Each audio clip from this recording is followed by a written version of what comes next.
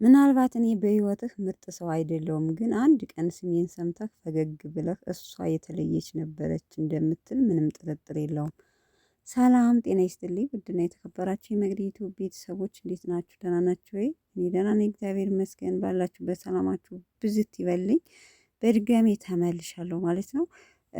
ጨረቃዋ አሁንም እንደቀጠለች ነው ማለት ነው።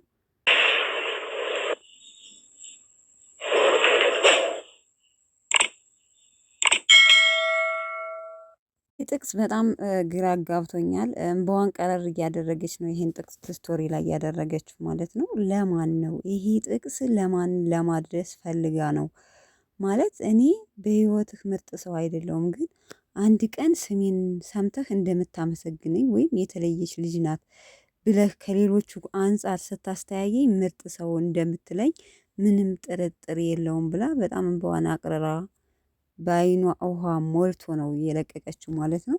ቅድምም ከተወሰነ ከአንድ ሰዓት በፊት አንድ ጥቅስ ለቅቄ ነበር ቤተሰብ ማለት እኔ በጣም ግራ እየገባኝ ነው እውነት ለመናገር።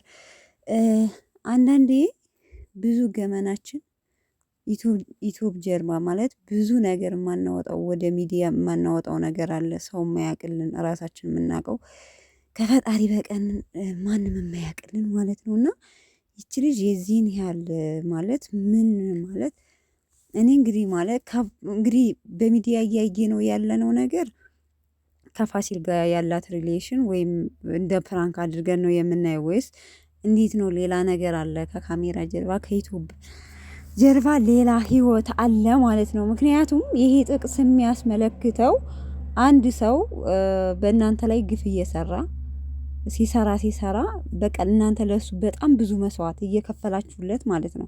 ያ ሰው ለእናንተ ምንም አይነት ቦታ ምንም አይነት እንትን የማይሰጣችሁ ከሆነ አንድ ቀን እንደሚያመሰግናችሁ ሲለያችሁ እንደሚያመሰግናችሁ ምንም ጥርጥር የለውም። ያንን እንደዛ በማስመልከት ነው ይሄን ጥቅስ ስቶሪዋ ላይ ያደረገችው። ግን ለማን ይሄ መልእክት? እኔ በጣም ጥያቄ ፈጥሮብኛል። ቤተሰብ እናንተስ ጥያቄ አልፈጠረባችሁም? ምን ያህል ብትጎዳ ነው ማለት እንደዚህ እንባዋን ቅርር አድርጋ ይሄንን የመሰለ ጥቅስ ያደረገችው?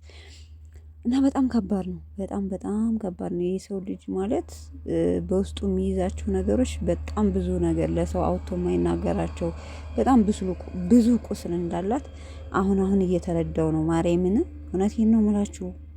ይህን ያህል ማለት በሚዲያ ሼር ማድረግ ማለት እንግዲህ አስባችሁታል ብዙ ነገር እንዳለ ነው የተረዷት ማለት ነው። ለማንኛውም የኔ ውድ አይዞሽ ሀይሚዬ፣ አንዳንዴ ፈገግ ስንል ደስተኞች እንመስላለን። በውስጣችን ብዙ ነገር ብዙ ቁስል እያለ ከላይ የምንስቅ አለንና አንዳንዴ እንደዛም ነገር ናት መሰለኝ ሀይሚ።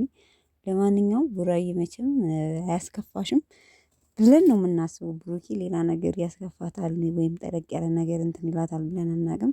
በእርግጥ በባለፈውም ተናግራለች ብዙ ነገር ከካሜራ ጀርባ የማናወጣቸው የምንጋጭባቸው ነገሮች አሉ። ግን ያንን ግጭት ደግሞ ስላሳለፍኩ ነው አሁን ከሱ ጋር እንደዚህ አይነት ህይወት የምኖረው ብላ የአንድ አመታቸው ሲያከብሩ ተናግራ ነበር።